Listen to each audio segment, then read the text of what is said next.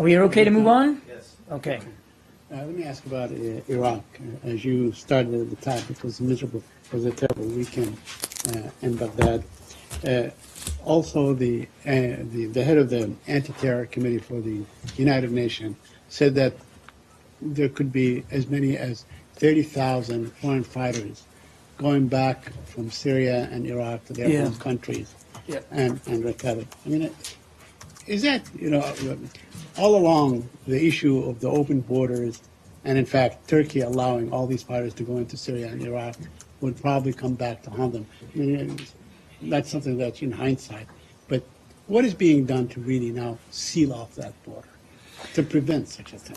Well, there's been a lot of work to do exactly that, and the Turks are working very hard at this, and we continue to be in very close consultation with them as they try to do exactly that. And they have made strides, and the flow has decreased. But I think the Turkish government will be the first to tell you that they realize they still have an issue along that border, and they're still working at it. But it has decreased. We've seen that. Well, I'll tell you what, if these foreign fighters want to leave and go back to their home countries, they either have to go through the Turkish border or the Jordanian border. I mean, it seems that this is pretty, the only two available gateways back to there.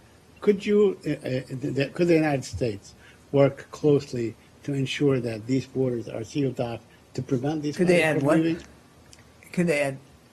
Could you take measures along with the Jordanian government and the Turkish government, but it would be something under your own auspices to ensure that the flow of fighters is cut off? We're working closely. We're working closely with both governments on their border concerns, and these are not philosophical problems. They're tangible. They're real, and these governments understand that. And we continue to talk to them about ways in which we can be helpful in their efforts to secure their borders. But believe me, this is an issue of constant conversation between us and the government of Jordan, as well as between us and the government of Turkey. Israel, Palestine. A couple of quick things. Can you offer any assessment with regard to whether you believe the multiple attacks that occurred over the weekend, notably those in Turkey, Iraq, and Bangladesh, were coordinated?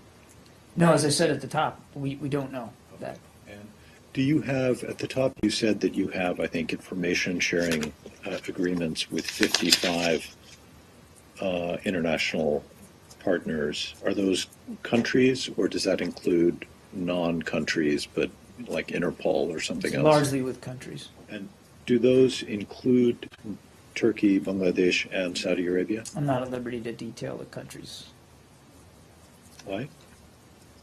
Well, I mean, there's lots of arrangements that we have with nations around the world that, for various reasons, sensitivity domestically, that they prefer not for us to make public. So we just don't.